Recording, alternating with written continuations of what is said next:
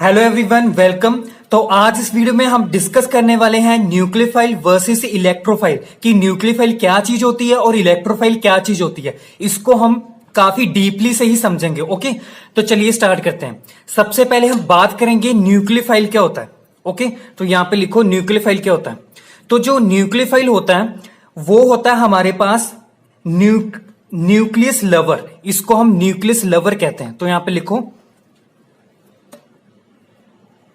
Nucleus lover. Okay, तो अब ये जो न्यूक्लियोफाइल है ये न्यूक्लियस लवर है। ओके, तो न्यूक्लियस के ऊपर कौन सा चार्ज होता है आपको पता ही है, कौन सा होता है? Positive charge. ओके, तो कहने का मतलब ये है कि न्यूक्लियस को पॉजिटिव चार्ज से प्यार है, उसको पॉजिटिव चार्ज चाहिए। तो अगर इसको पॉजिटिव चार्ज चाहिए तो उसके ऊपर कौन सा चार्ज होगा फिर, क्योंकि यहां पे चार्जेस की बात हम कर रहे हैं। तो अगर उसे पॉजिटिव चार्ज चाहिए तो उसके ऊपर कौन सा चार्ज होगा? नेगेटिव चार्ज होगा। ओके, तो यहां पे लिख सकते हो कि जो न्यूक्लियोफाइल है वो क्या होता है, उसके ऊपर नेगेटिव चार्ज होता है। अगर नेगेटिव चार्ज है तो नेगेटिव चार्ज किसका होता है? इलेक्ट्रॉन का ही होता है ना पूरी केमिस्ट्री में, और तो किसी का भी नहीं होता। ओके, तो नेगेटिव चार्ज किसको कैरेक्टराइज करता है? इलेक्ट्रॉन को।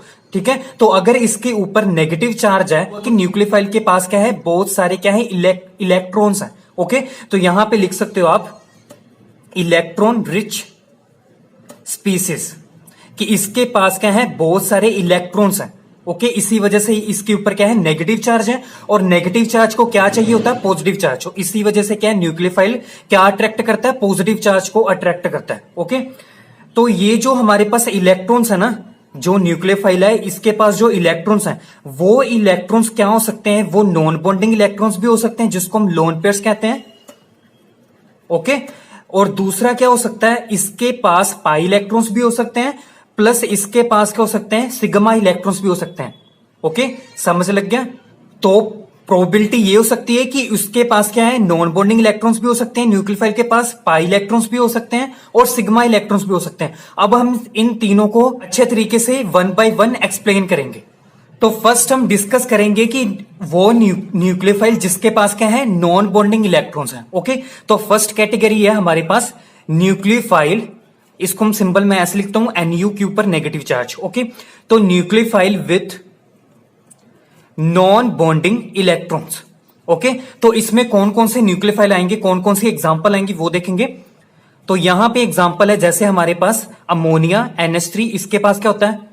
ये लोन पेयर होता है। नॉन बॉन्डिंग मतलब लोन पेयर, तो यहां पे एक लोन पेयर है। ओके, दूसरा हमारे पास वाटर भी हो सकता है, H2O, ऑक्सीजन के ऊपर दो लोन पेयर ऐसे। ओके, और भी लिख सकते हो आप, यहां पे बेंजीन है, इसके साथ है OH, ये हमारे पास क्या है? फिनोल है। ओके, दूसरा जैसे simple alcohol R bond OH, इसके पास ऑक्सीजन के ऊपर फिर दो लोन पेयर।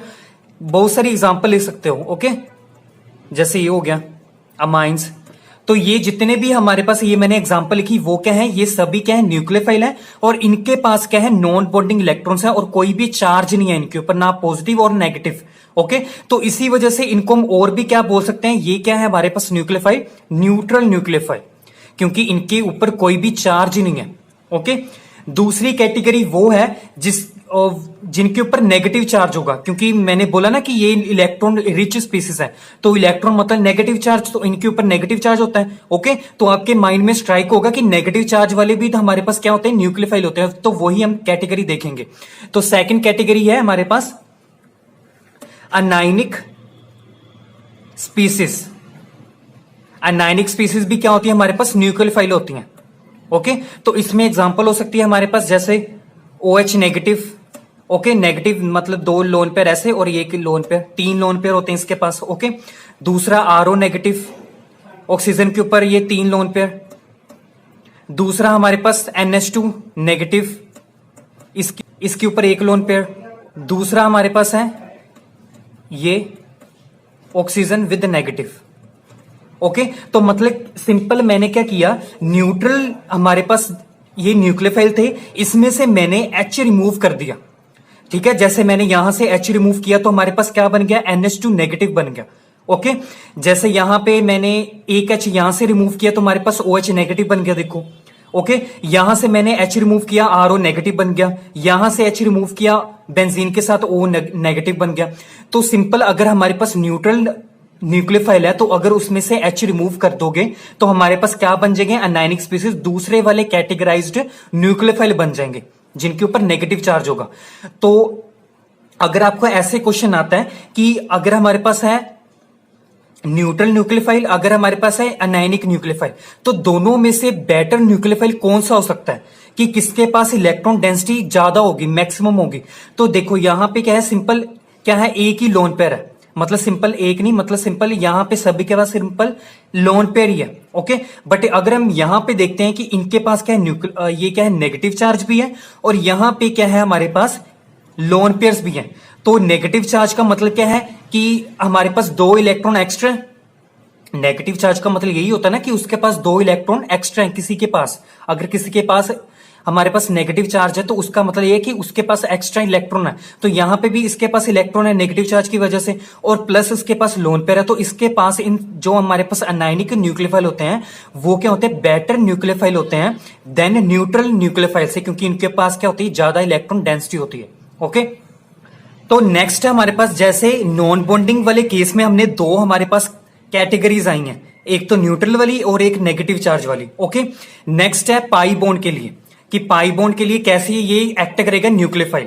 तो यहां पे ये फर्स्ट था हमारे पास नॉन बॉन्डिंग के लिए, दूसरा होगा हमारे पास पाई बॉन्ड के लिए। ओके, तो जैसे इसमें एग्जांपल है, यहां पे लिख सकते हो न्यूक्लियोफाइल विथ जिनके पास पाई इलेक्ट्रॉन्स होंगे। पाई इलेक्ट्रॉन्स कहां से आएंगे, अगर कोई भी कंपाउंड है जिसमें पाई बॉन्ड होगा तभी तो पाई इलेक्ट्रॉन्स आएंगे ना। तो उनकी एग्जांपल लिखते हैं, सिंपल एग्जांपल लिख सकते हो जिसमें पाई बॉन्ड आ जाए। जैसे फॉर एग्जांपल सबसे सिंपल हमारे पास है ethene molecule, CH2 double bond CH2। Okay, दूसरा हमारे पास है जैसे कॉन्जुगेटेड सिस्टम है, यहां पे ये हो गया। ओके, और भी बहुत सारी एग्जांपल लिख सकते हो। ओके, तो जिस कंपाउंड में हमारे पास डबल बॉन्ड प्रेजेंट हो तो उनमें क्या होते हैं, पाई इलेक्ट्रॉन्स होते हैं, और वो अवेलेबल होते हैं किसी भी इलेक्ट्रॉन डेफिशिएंट स्पीसीज को डोनेट करने के लिए। ओके, तो यहां से अगर कोई भी यहां पे इलेक्ट्रोफाइल आता है तो ये अपने पाई इलेक्ट्रॉन ऐसे इसको देगा और इसके साथ जुड़ जाएगा इलेक्ट्रोफाइल ऐसे। ओके, नाउ ये हो गया इसमें। अब हमारे पास लास्ट कैटेगरी आती है जिस वो न्यूक्लियोफाइल जिनके पास क्या है, सिग्मा इलेक्ट्रॉन्स होते हैं। तो यहां पे लिख सकते हो third, nucleophile with sigma electrons. Okay, तो जैसे इसमें एग्जांपल है हमारे पास, इसमें एग्जांपल है R बॉन्ड Li। ओके, ये हमारे पास एल्काइल है, एल्काइल के साथ है लिथियम। ओके, इसको हम एक्सप्लेन करते हैं, लिख लो पहले। दूसरा जैसे हमारे पास है R2CuLi। Okay, RMgX। ये जो RMgX है ना, वो क्या होता है, ग्रिगनारी एजेंट होता है ना, ये ग्रिगनारी एजेंट है, आपने पढ़ा होगा ऑर्गेनिक में। ओके, ये ग्रिगनारी एजेंट, इसकी रिएक्शंस की होगी। तो इसको हम क्या बोलते हैं, इस कंपाउंड को और भी बोलते हैं हम ऑर्गेनोमेटेलिक कंपाउंड, ऑर्गेनोमेटेलिक कंपाउंड। तो ये हमारे पास ऑर्गेनोमेटेलिक कंपाउंड वो होते हैं जिसमें हमारे पास कार्बन के साथ मेटल का बॉन्ड होता है। ये हम यहां पे R में क्या होता है, कार्बन होता है ना, देखो यहां पे CH3 होगा फॉर एग्जांपल। ओके, ये कार्बन होगा, कार्बन के साथ डायरेक्टली अटैच्ड है हमारे पास मेटल जिसको हम कह रहे हैं मैग्नीशियम। तो वो वाले कंपाउंड जिसमें कार्बन के साथ मेटल होती है उनको हम ऑर्गेनोमेटेलिक कंपाउंड कहते हैं। ओके, तो ये न्यूक्लियोफाइल जिनके पास सिग्मा इलेक्ट्रॉन्स होते हैं वो किसमें आ सकते हैं, ऑर्गेनोमेटेलिक कंपाउंड्स में आ सकते हैं। ओके, अब देखो ये कैसे न्यूक्लियोफाइल हो सकता है, ये वाला, इसको हम देखते हैं। जैसे देखो जो मेटल्स होती हैं, आपको पता ही मेटल्स क्या होते हैं, इलेक्ट्रो पॉजिटिव होती है, हमेशा इलेक्ट्रॉन डोनेट करती हैं ना कि एक्सेप्ट करती हैं। ओके, तो जो डोनेट करता है इलेक्ट्रॉन उसके ऊपर कौन सा चार्ज आता है, पॉजिटिव चार्ज आता है। तो अगर मैं इसको चार्ज का सेपरेशन करूं तो वो यहां पे ऐसे आएगा, यहां पे आएगा लिथियम के ऊपर डेल्टा पॉजिटिव और यहां पे इसके ऊपर आएगा डेल्टा नेगेटिव। ओके, यही आएगा ना, क्योंकि यहां पे देखो अगर हमने देखना हो कि ये मेटल है, ये क्या होती है, इलेक्ट्रॉन डोनेट करती है, तो ये क्या होती है, इलेक्ट्रो पॉजिटिव होती है। तो अगर इसके पास पॉजिटिव चार्ज है तो उसके पास क्या होता है, नेगेटिव चार्ज होगा। मतलब इस केस में क्या होगा, हमारे पास कार्बन क्या होगा, इलेक्ट्रॉन नेगेटिव होगा। ओके जैसे हमने एग्जांपल किया, अगर कार्बन के साथ कोई भी इलेक्ट्रॉन नेगेटिव अटैच किया जाता है तो वो जो इलेक्ट्रॉन नेगेटिव होता है उसके ऊपर नेगेटिव चार्ज आता है और कार्बन के ऊपर क्या आता है, पॉजिटिव चार्ज आता है। बट इस केस में क्या होता है कि अगर कार्बन के साथ कोई भी मेटल अटैच्ड है तो हमें पता है मेटल क्या होती है, इलेक्ट्रोपॉजिटिव होती है, इलेक्ट्रॉन हमेशा डोनेट ही करती है, तो इसके ऊपर पॉजिटिव चार्ज आएगा। और इस केस में क्या होगा, इस केस में क्या होगा कि जो कार्बन के ऊपर अब पॉजिटिव चार्ज नहीं आएगा, इस केस में कार्बन के ऊपर नेगेटिव चार्ज आएगा। इस केस में कार्बन क्या होगा, इलेक्ट्रॉन नेगेटिव होगा, वो इलेक्ट्रॉन अट्रैक्ट करेगा मेटल से। ओके अगर मैं इसको कंप्लीटली डिसोशिएट कर देता हूं इस बॉन्ड को, तो हमारे पास क्या बनेगा, जैसे मैं आर को लिख रहा हूं मिथाइल CH3, तो इसके ऊपर नेगेटिव चार्ज आएगा। ओके तो इसके ऊपर आएगा लिथियम पॉजिटिव, ये पूरा पॉजिटिव चार्ज बन जाएगा। ओके तो ये जो इलेक्ट्रॉन्स है ना, अब ये जो अगर मैं इसको ओपन करता हूं CH3 नेगेटिव को ओपन करता हूं तो ऐसे बनेगा, ये यहां पे नेगेटिव चार्ज, तो इसके ऊपर इस हमारे पास स्पीसीज में नेगेटिव चार्ज स्पीसीज में कोई भी पाई बॉन्ड प्रेजेंट नहीं है, मतलब कोई भी मल्टीपल बॉन्ड नहीं है, डबल बॉन्ड नहीं है, ट्रिपल बॉन्ड कोई भी नहीं है, सिंपल प्योर क्या है, सिग्मा बॉन्ड्स है। तो ये जो सिग्मा बॉन्ड है इनमें क्या होंगे, सिग्मा इलेक्ट्रॉन्स होंगे।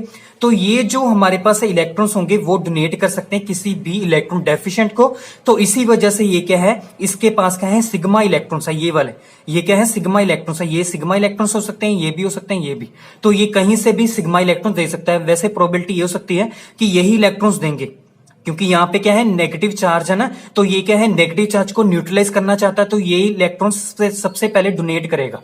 ओके फिर ये करेगा C बॉन्ड H वाले। ओके तो ये इलेक्ट्रॉन किसी भी इलेक्ट्रॉन डेफिशिएंट को डोनेट किए जा सकते हैं। तो यहां पे क्या है, ये क्या है, सिग्मा इलेक्ट्रॉन्स है। ओके अब इसी हमारे पास कैटेगरी में एक और एग्जांपल भी लिख सकते हो आप, जैसे हमारे पास है, इसी के नीचे लिख लो, ठीक है, यहां पे है हमारे पास NaBH4 सोडियम बोरोहाइड्राइड, दूसरा हमारे पास LiAlH4 lithium aluminium hydride. Okay आपने ये भी एग्जांपल देखे होंगे, ये भी रिएजेंट देखोगे कुछ रिएक्शंस में। ओके ये दोनों हमारे पास जो रिएजेंट्स हैं, ये भी हमारे पास, ये भी हमें क्या देते हैं, H नेगेटिव देते हैं। ये दोनों क्या देते हैं हमें, H नेगेटिव स्पीसीज देते हैं। और ये देखो कैसे देंगे, अगर मैं इनको डिसोशिएट कर देता हूं, जैसे फॉर एग्जांपल Na पॉजिटिव होगा, यहां पे हमेशा Na पॉजिटिव बनता है, और ये क्या बनेगा, BH4 नेगेटिव बनेगा, यही बनेगा। और ये जो BH4 नेगेटिव है इसको मैं कैसे लिख सकता हूं, BH3 प्लस H नेगेटिव, यही लिख सकता हूं ना, क्योंकि ये जो BH4 नेगेटिव है ये कैसे बना होगा, BH3 ने एक्सेप्ट किया होगा H नेगेटिव को, तभी बना होगा BH4 नेगेटिव। ओके ये तो हमें पता है BH3, ये क्या है, बोरेन है ना BH3। ओके ये हमारे पास ये मॉलिक्यूल है, इसकी जो हाइब्रिडाइजेशन होती है वो sp2, ये हमें पता है, ये मॉलिक्यूल पता है BH3 होता है। ओके अगर इसने, मैंने कितनी वीडियोस में पढ़ा चुका हूं कि जो हमारे पास ये बोरोन होता है उसके पास वैकेंट p ऑर्बिटल होता है, और वो क्या कर सकता है, एक्सेप्ट कर सकता है कोई भी इलेक्ट्रॉन्स पेयर को। ठीक है यहां से क्या है, ये इसने यहां पे इलेक्ट्रॉन है ना इसके पास अवेलेबल, तो ये क्या करेगा, इसके वैकेंट p ऑर्बिटल में डोनेट कर देगा, ऐसे ट्रांसफर कर देगा, तो हमारे पास क्या बन जाएगा, ये H नेगेटिव इसके साथ क्या हो जाएगा, बॉन्डेड हो जाएगा, तो हमारे पास क्या बनेगा, BH4 नेगेटिव, इसी वजह से ये BH4 नेगेटिव बनता है। ओके तो ये यहां से अगर हम इसको फर्दर डिसोशिएट करेंगे तो हमारे पास बनेगा BH3 प्लस H नेगेटिव। तो इस केस में भी क्या होगा, लिथियम पॉजिटिव और AlH4 नेगेटिव होगा। ओके तो अगर हम इसको फर्दर ब्रेक करेंगे, ब्रेक डाउन करेंगे इसको, तो हमारे पास बनेगा यूनियम AH3 AlH3 प्लस हमारे पास बनेगा H नेगेटिव, यही बनेगा। ओके तो यहां इन दोनों में से हमारे पास क्या बनेगा, H नेगेटिव आता है, और H नेगेटिव से ये क्या इलेक्ट्रॉन, सिग्मा इलेक्ट्रॉन्स हैं ये भी। ओके तो यहां पे ये एग्जांपल भी लिख सकते हो, ये भी इंपॉर्टेंट थी एग्जांपल। तो यहां पे थे, ये हमारे पास ये क्या है, न्यूक्लियोफिल्स है। ठीक है फर्दर हमारे पास जिनके पास नॉन बॉन्डिंग इलेक्ट्रॉन्स हो सकते हैं, जिनके पास पाई इलेक्ट्रॉन्स हो सकते हैं, जिनके पास सिग्मा इलेक्ट्रॉन्स हो सकते हैं। अब हम ना एक और न्यूक्लियोफाइल को, सिंपल न्यूक्लियोफाइल को फर्दर और हम क्या कर सकते हैं, टाइप्स में डिवाइड कर सकते हैं, तो हम वही देखेंगे। तो यहां पे लिख सकते हो, ये हमारे पास टाइप्स आ गई further, types of nucleophile, types of nucleophile. तो यहां पे हमारे पास जो मेन जो न्यूक्लियोफाइल होते हैं, अगर हमने देखना है कि वो अनायनिक नहीं है, पाई इलेक्ट्रॉन्स नहीं है, नॉन बॉन्डिंग इलेक्ट्रॉन सिग्मा कुछ भी नहीं है, अगर हमने वो चीज निग्लेक्ट कर दी, ठीक है, सिंपल वे से हमने देखना हो कि न्यूक्लियोफाइल कितने टाइप्स के हो सकते हैं, तो मेनली जो न्यूक्लियोफाइल होते हैं वो दो तरह के होते हैं। एक तो हमारे पास होते हैं हार्ड और दूसरे होते हैं सॉफ्ट न्यूक्लियोफाइल, तो वही हम डिस्कस करेंगे। तो यहां पे लिख सकते हो हार्ड और यहां पे लिख सकते हो सॉफ्ट न्यूक्लियोफाइल। ओके, तो फर्स्ट हम बात करते हैं हार्ड न्यूक्लियोफाइल की। तो जो हार्ड न्यूक्लियोफाइल होते हैं वो क्या होते हैं, वो स्पीसीज जिनकी हमारे पास इलेक्ट्रोनेगेटिविटी की वैल्यू क्या होती है, हाई होती है। यहां पे लिख सकते हो hard nucleophile has high electronegativity. Electronegativity को सिंपल ऐसे सिंबल से रिप्रेजेंट करते हैं, एक्स ऐसे कर्व में। ओके, आप सिंपल यहां पे इलेक्ट्रोनेगेटिविटी पूरा लिख सकते हो, मैं सिंपल यही लिख रहा हूं कि वो स्पीसीज जिनकी जो हमारे पास इलेक्ट्रोनेगेटिविटी वैल्यू होती है वो हाई होती है, उनको हम कहते हैं हार्ड न्यूक्लियोफाइल। ओके, यहां पे लिख सकते हो अगर ये हाई है, इनकी इलेक्ट्रोनेगेटिविटी वैल्यू हाई है, तो इनकी क्या होगी, लो होगी। ओके, तो यहां पे लिख सकते हो soft nucleophile has low electronegativity value. Okay, दूसरा हमारे पास डिफरेंस हो सकता है इन दोनों में कि यहां पे अगर इनकी हाई इलेक्ट्रोनेगेटिविटी है, ओके, तो आपने पढ़ा ही होगा कि जो एटम जिनका हमारे पास इलेक्ट्रोनेगेटिविटी वैल्यू ज्यादा होती है, ओके, तो उनका साइज बड़ा होता है कि स्मॉल होता है, उनका साइज लार्ज होता है कि स्मॉल होता है। आपको पता ही होगा कि जिनका साइज स्मॉल होता है उनकी इलेक्ट्रोनेगेटिविटी वैल्यू क्या होती है, हाई होती है, और जिनका साइज लार्ज होता है, बड़ा होता है, उनकी इलेक्ट्रोनेगेटिविटी वैल्यू क्या होती है, हमेशा कम होती है। तो यहां पे लिख सकते हो हैज, ये जो हार्ड न्यूक्लियोफाइल होते हैं हमारे पास, इनका साइज क्या होता है, स्मॉल होता है, has small in size. Okay, ये क्या होते हैं, स्मॉल इन साइज में होते हैं, और ये क्या होंगे फिर, लार्ज इन साइज में, लार्ज इन साइज। ओके, तो अगर आपको ये चीज एक पता लग गई ना, ये डिफरेंस पता लग गया कि हार्ड न्यूक्लियो हमारे पास ये इलेक्ट्रोनेगेटिविटी वैल्यू ज्यादा होती है हार्ड वाले की, तो जिनकी इलेक्ट्रोनेगेटिविटी वैल्यू ज्यादा होती है तो आपको पता लग जाएगा कि वो क्या होते हैं, साइज में स्मॉल ही होते हैं। ओके, तो अगर एक का आपको याद रहता है तो दूसरे का इनवर्स ही करना आपने। ओके, तो यहां पे इनकी एग्जांपल लेते हैं, जैसे फॉर एग्जांपल हमारे पास है F negative. Okay, F negative क्या होता है हमारे पास, ये होता है हमारे पास हार्ड न्यूक्लियोफाइल। दूसरा हमारे पास आई नेगेटिव होता है सॉफ्ट न्यूक्लियोफाइल। डिफरेंस पता लग गया, क्योंकि हमें पता कि जो फ्लोरीन होता है वो साइज में भी कम होता है, और इसकी जो इलेक्ट्रोनेगेटिविटी वैल्यू थी वो भी क्या होती है, हाई होती है। तो जिनका साइज कम होता है और इलेक्ट्रोनेगेटिविटी हाई होती है तो वो क्या होते हैं, हार्ड होते हैं। और ये आयोडीन क्या होता है, साइज में बड़ा होता है फ्लोरीन से, और इसकी जो इलेक्ट्रोनेगेटिविटी वैल्यू थी वो भी क्या होती है, कम होती है फ्लोरीन से। So act as a soft nucleophile और ये act as a hard nucleophile. तो यहां पे हमारा न्यूक्लियोफाइल खत्म होता है। तो सिंपल लैंग्वेज में ये था कि न्यूक्लियोफाइल वो होता है जो क्या करता है, जिसके पास इलेक्ट्रॉन डेंसिटी ज्यादा होती है, मतलब इलेक्ट्रॉन रिच स्पीसीज होती है, और वो पॉजिटिव चार्ज को फाइंड आउट करता है कि उसे किसी भी तरह से पॉजिटिव चार्ज मिल जाए, मतलब उसको कह सकते हैं न्यूक्लियस लवर। ओके, अब हम स्टार्ट करेंगे इलेक्ट्रोफाइल क्या होता है। ओके, तो यहां पे लिख सकते हो इलेक्ट्रोफाइल। तो जो न्यूक्लियोफाइल था वो था न्यूक्लियस लवर। अब यहां पे इसी हमेशा आपने एक चीज देखी होगी कि जो क्वेश्चन होता है, जो डेफिनेशन होती है, कुछ भी होता है हमारे पास, जो वर्ड होता है उसमें ही कुछ ना कुछ हमारे पास आंसर छिपा होता है। ओके, तो जैसे न्यूक्लियोफाइल था, उससे क्या पता लग रहा था, न्यूक्लियस लवर। ओके, तो अगर इलेक्ट्रोफाइल है तो इससे क्या पता लग रहा है, फिर इलेक्ट्रॉन लवर। ओके, तो यहां पे लिख सकते हो इलेक्ट्रोफाइल वो होता है जो इलेक्ट्रॉन लवर होता है, इलेक्ट्रॉन लवर। ओके, तो इसको इलेक्ट्रॉन चाहिए, तो अगर इसको इलेक्ट्रॉन चाहिए मतलब नेगेटिव चार्ज चाहिए, तो इसके ऊपर कौन सा चार्ज होगा, फिर ऑटोमेटिकली पॉजिटिव चार्ज होगा। तो इसके ऊपर होता है पॉजिटिव चार्ज। उसके ऊपर क्या था, न्यूक्लियोफाइल के ऊपर नेगेटिव चार्ज था। ओके, तो इसके ऊपर क्या होगा, पॉजिटिव चार्ज होगा। ओके, इसको हम ऐसे भी लिख सकते हैं ई पॉजिटिव। अगर ई नेगेटिव लिखोगे तो वो इलेक्ट्रॉन बन जाएगा, ई पॉजिटिव लिखोगे। ओके, ई पॉजिटिव का सिंबल होता है हमारे पास इलेक्ट्रोफाइल का, और एनयू नेगेटिव का मतलब होता है nucleophile. Okay, simple short form में। तो देखो अब हम इलेक्ट्रोफाइल के बारे में डिस्कस करेंगे। तो यहां पे इसको इलेक्ट्रॉन चाहिए। ओके, तो ये क्या कर सकता है, इलेक्ट्रॉन एक्सेप्ट कर सकता है। तो इसकी क्या होती है, एक्सेप्टर एबिलिटी होती है। तो यहां पे लिख सकते हो एक्सेप्टर एबिलिटी। क्या एबिलिटी एक्सेप्ट करने की, of electrons, acceptor ability of electrons. तो यहां पे लिख सकते हो कि ये जो हमारे पास है इलेक्ट्रॉन कहां कहां पे एक्सेप्ट कर सकता है, वो कर सकता है पाई स्टार में, सिग्मा स्टार में और empty p and d orbitals में। और जो हमारे पास पता है हमें कि जो पाई स्टार होते हैं, जो स्टार होते हैं जिन ऑर्बिटल के ऊपर स्टार वर्ड आ जाता है, स्टार सिंबल आ जाता है, वो कौन से हमारे पास ऑर्बिटल होते हैं, वो होते हैं हमारे पास anti bonding molecular orbital. Okay, तो यहां पे लिख सकते हो accept electrons in pi star comma sigma star comma empty p and d orbitals. Okay, अब ये वाली डेफिनेशन है ना, ये चीज है, इसको हम एग्जांपल से ही समझेंगे। ठीक है, अभी हम देखते हैं इसकी टाइप्स। ओके, तो यहां पे भी अभी मैंने कहा है कि इसके ऊपर पॉजिटिव चार्ज है, तो आपके माइंड में स्ट्राइक करेगा कि जिन कंपाउंड्स के ऊपर या जिन स्पीसीज के ऊपर या जिन एटम्स के ऊपर पॉजिटिव चार्ज होता है वो एक्ट करते हैं इलेक्ट्रोफाइल की तरह। हाँ, यस, ओके, तो वही हम देखेंगे। तो यहां पे फर्स्ट हमारे पास टाइप है electrophile with positive charge, with positive charge.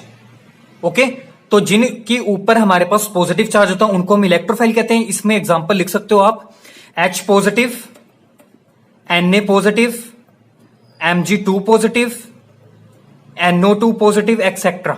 मतलब जिनके ऊपर हमारे पास जिनके ऊपर भी पॉजिटिव चार्ज आपको दिखा मिलता है तो आपने बोलना कि वो क्या है, उनके ऊपर क्या है, इलेक्ट्रॉन डेंसिटी मिनिमम है, उनको इलेक्ट्रॉन चाहिए, तो वो एक्ट करते हैं एज अ इलेक्ट्रोफाइल। ओके, तो यहां पे कोई भी जितनी मर्जी एग्जांपल लिख लो। ओके, वो सभी क्या है, जिनके ऊपर पॉजिटिव चार्ज होगा वो क्या होंगे, इलेक्ट्रोफाइल ही होंगे। ओके, अब नेक्स्ट कैटेगरी है कि हमारे पास न्यूट्रल इलेक्ट्रोफाइल भी होते हैं। जैसे आप अगर आपके माइंड में आएगा कि अब ना देखो, पॉजिटिव चार्ज को देख के तो आपको पॉजिटिव चार्ज को देख के तो आप बोल सकते हो जल्दी जल्दी से कि हाँ, आपके माइंड में स्ट्राइक हो जाएगा कि हाँ ये तो इलेक्ट्रोफाइल है। ओके, बट न्यूट्रल इलेक्ट्रोफाइल को पहचानना थोड़ा सा डिफिकल्ट होता है क्योंकि उनके ऊपर तो कोई भी लोन पेयर नहीं होते हैं। अगर उनके ऊपर लोन पेयर होते हैं तो हम कह सकते हैं कि वो न्यूट्रल न्यूक्लियोफाइल है। ओके, तो इनको थोड़ा सा पहचानना मुश्किल होता है, इनकी एग्जांपल आपको याद होनी चाहिए। ओके, तो यहां पे सेकंड कैटेगरी है हमारे पास न्यूट्रल इलेक्ट्रोफाइल।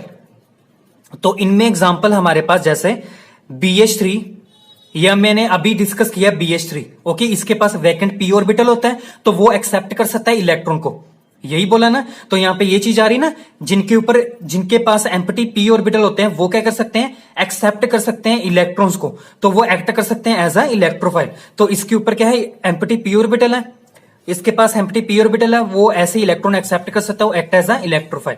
तो ये क्या है हमारे पास, न्यूट्रल इलेक्ट्रोफाइल।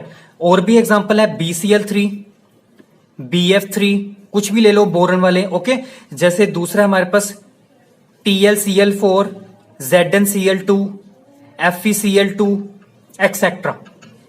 ओके, तो सिंपल आपने क्या करना, अगर बाई चांस आपको भूल जाता है, अगर ये एग्जांपल आपको भूल जाती है कि ये तो हमारे पास न्यूट्रल इलेक्ट्रोफाइल थी, तो उसके लिए ट्रिक क्या है, देखो जैसे यहां पे देखो, अगर आपको मॉलिक्यूल दे रखा है, ओके, तो आपको भूल गया कि ये जो हमारे पास स्पीसीज है वो न्यूट्रल इलेक्ट्रोफाइल है, तो उसके लिए क्या करना पड़ेगा, जो मॉलिक्यूल है ना उसको ओपन कर दो, खोल दो पूरा।